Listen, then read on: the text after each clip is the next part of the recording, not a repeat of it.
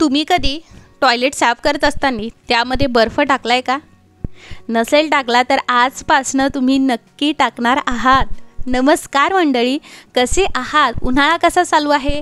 तुम्हा सर्वांचं खूप खूप स्वागत करते आहे मी आणखी एका नवीन व्हिडिओमध्ये. कसं आहे ना, टॉयलेट इंडियन असो की वेस्टर्न असो त्याचा वापर रोज होतो, पण कुठेतरी हे टॉयलेट स्वच्छ करणं तेवढंच गरजेचं असतं. बऱ्याचदा हे टॉयलेट व्यवस्थित स्वच्छ नाही झालं तर त्यामधनं खूप दुर्गंधी येते. त्याचबरोबर टॉयलेटच्या सीटवरती पिवळसर असे डाग होतात आणि कुठेतरी हे एकदम अनहायजेनिक होऊन जातं.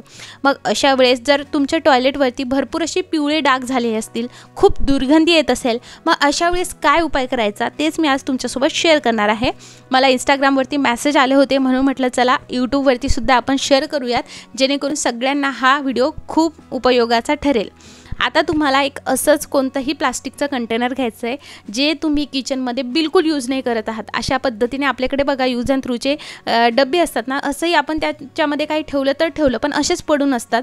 मग अशा वेळेस मी तसंच काहीचं एक कंटेनर घेतलं आहे ज्याचा मला खरंच काही यूज नाही आहे आणि त्याचाच वापर आपण आज करणार आहोत. आणि लक्षात घ्या, प्लास्टिकचंच कंटेनर घ्या, स्टीलचं घ्यायचं नाही, नाहीतर काळे डाग पडतील. हार्पिकमुळे काळे डाग त्यावरती होऊ शकतात, त्यामुळे तुम्हाला प्लास्टिकचंच कंटेनर घ्यायचं आहे.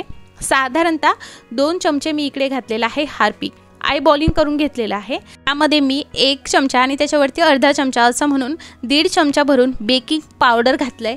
ना मी बेकिंग सोडा घातलाय ना इनो घातलंय. आता लक्षात घ्या, खूप पिवळसर डाग झाले असतील तर मग तुम्ही इनो घ्यायचं आहे आणि जर थोडेफार तुमच्याकडे इनो नसेल तर मग इकडे 2 चमचे तुम्हाला बेकिंग सोडा घ्यायचा आहे आणि अर्धा चमचा बेकिंग पावडर घ्यायचा आहे. पण माझ्या इकडे एवढे जास्त नव्हते म्हणून मी इकडे बेकिंग पावडरचा वापर करते आहे. एकदम चकाचक निघतं. आता कोणत्याही स्टीलच्या चमच्याने हे जे आहे आपल्याला मिक्स करायचं नाही, अशी एखादी लाकडी काडी किंवा स्पून घ्यायचा आहे आणि बघू शकतात हार्पिक आणि बेकिंग पावडरची एकमेकांसोबत जी आहे ती रिॲक्शन व्हायला सुरू झाली आहे आणि एकदम असा फोम जनरेट झाला आहे. त्यामध्ये आपल्याला घालायचं आहे 2 ते 3 चमचे अंदाजेच घालायचं आहे पाणी. आणि आता हे थोडंसं साईडला ठेवूयात. हा जो फोम आहे हो आपल्याला सेटल डाऊन होऊ द्यायचा आहे. आणि सगळ्यात महत्त्वाचं तोपर्यंत आपण बघूयात की अजून कोणकोणत्या गोष्टी आपल्याला लागणार आहे. ना जास्त झंझट आहे ना काहीच. हे असं सोल्युशन नक्की बनवा आणि तुम्ही जेव्हा हे बनवणार आहात ना, तुम्ही मला ह्या व्हिडिओच्या कमेंटमध्ये नक्की सांगणार आहात की हा उपाय खरंच खूप कारगर होता आणि आम्हाला खूप उपयोगाचा ठरला. सो आता आपण हे थोडंसं बाजूला ठेवूयात.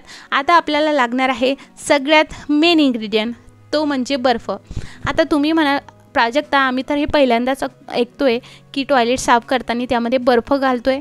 हां, तुम्ही नक्कीच पहिल्यांदा ऐकणार असाल, कारण अशाच युनिक ट्रिक्स मी तुमच्यासोबत शेअर करत आहे. त्यामुळे पटकन नवीन असाल तर सबस्क्राईब करा. खूप सारा बर्फ आपल्याला घ्यायचा आहे. तो बर्फ आपल्याला डायरेक्ट टाकायचा आहे टॉयलेटच्या सीटमध्ये. इंडियन टॉयलेट असेल किंवा वेस्टर्न असेल, दोन्हीसाठी सेम प्रोसिजर आहे. मला बर्फ कमी पडला, अजून खरं तर बर्फ हवा होता, पण काहीच हरकत नाही आहे. आता इथे आपण बर्फ घातलेला आहे. आता तुम्ही बघू शकता हा बर्फ साधारणतः जे काही होल असतं जिथून पूर्ण पाणी जातं त्याने पूर्ण ते बर्फाने सगळं त्याचं तोंड बंद झालं आहे असं आपण म्हणूयात. आता सगळ्यात मेन, आता आपण जे 5 मिनटं झाले जे सोल्युशन आपण बनवलं आहे त्या सोल्युशनचा वापर करायचा आहे. आता बर्फ आपण यावरती का घेतला मी तुम्हाला समोर सांगणारच आहे, पण आधी आपण हे जे सोल्युशन आहे हे कसं टाकायचं, पिवळे डाग झाले तर ह्या बर्फाने आणि ह्या सोल्युशनने कसे जाणार आहे त्या सर्व प्रश्नांची उत्तरं मी सांगते. आता बघा, हे सगळं फोम सेटल डाऊन झालं आहे. आता जिथे जास्त पिवळसर डाग आहेत तिथेच तुम्हाला हे सोल्युशन टाकायचं आहे. लक्षात घ्या, बाकी सीटवर टाकू नका. जर तुम्हाला पूर्णच त्याने साफ करायचं असेल तर सोल्युशन जास्त बनवा. त्यानंतर त्यामध्ये थोडंसं पाणी टाकून डायल्यूट करून मी जे आहे ते पुन्हा यामध्ये टाकलं आहे. आता बघा, बाकीच्या ठिकाणी आपल्याला हार्पिकचा वापर करायचा आहे, प्लेन हार्पिकचा वापर करायचा आहे. फक्त तुम्ही नक्की या पद्धतीने हे करून बघा. आता तुम्ही म्हणाल की ते बर्फाचा का बरं जे आहे आपण वापर केला आहे, पण त्याआधी एक गोष्ट सांगते. हार्पिक टाकल्यानंतर 5 मिनटं आपल्याला हे असंच राहू द्यायचं आहे, रेस्टिंग टाईम द्यायचा आहे. आता इथे बर्फ आपण का वापरला ते जाणून घेऊयात. आपण कोणतंही सोल्युशन बनवलं किंवा मग हार्पिकच घ्या. आता आपण ते जेव्हा टाकतो ना तर तेव्हा ते त्या जिथे ते छिद्र आहे तिथून ते सोल्युशन आत निघून जातं, बरोबर.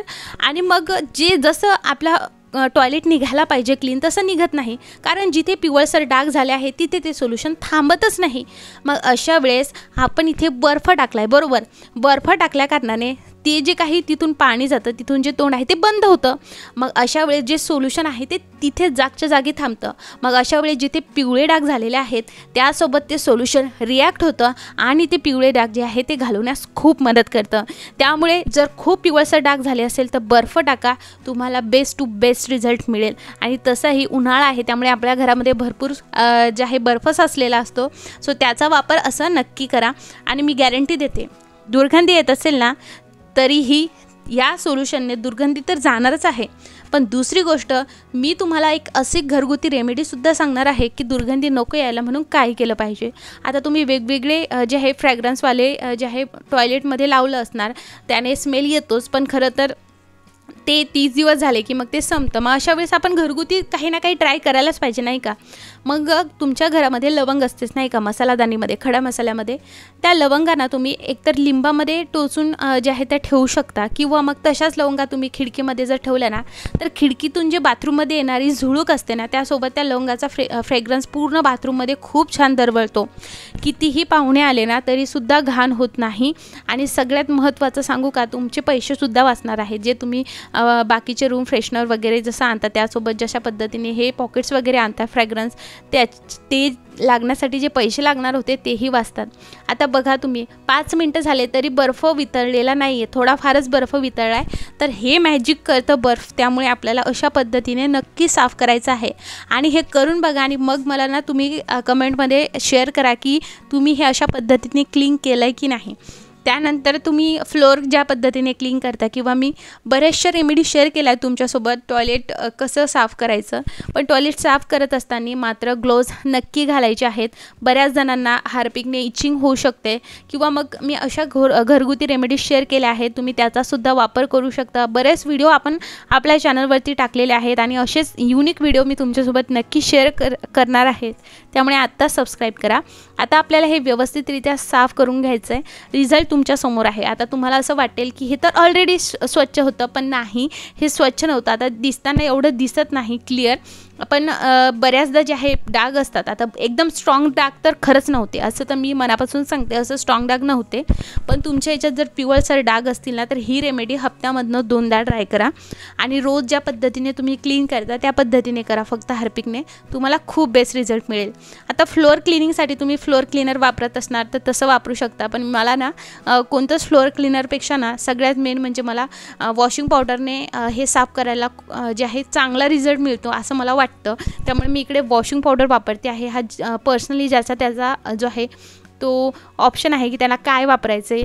तर सो हे बघा, अशा पद्धतीने सगळं बाथरूमसुद्धा स्वच्छ झालेलं आहे. सो तुम्हाला हा व्हिडिओ कसा वाटला कमेंटमध्ये नक्की सांगा. आणि याआधी कधी बघितलं होतं का की बर्फाचा असासुद्धा वापर होतो, तर ते सुद्धा सांगा. सो इकडे बघू शकता की टॉयलेट किती व्यवस्थित क्लीन निघलं आहे. जे काही डाग होते ते बिलकुल नाही आहे. बेसिन वगैरे सगळं स्वच्छ झालेलं आहे. तुम्ही कोणतं क्लीनर वापरता मला कमेंटमध्ये नक्की सुचवू शकता. आणि हो, हे केल्यानंतर मला नक्की सांगा की तुमचं टॉयलेटचं कमोड जे आहे ते व्यवस्थितरित्या क्लीन झालं आहे की नाही. सो नक्की अशा पद्धतीने क्लीन करा. चला तर मग मंडळी, व्हिडिओ थोडाही आवडला असेल तर लाईक करा, नवीन असाल तर सबस्क्राईब करा. आणि हो, लवकरच भेटणार आहोत पुढच्या व्हिडिओमध्ये. हा व्हिडिओ बघितल्याबद्दल खूप खूप आभार.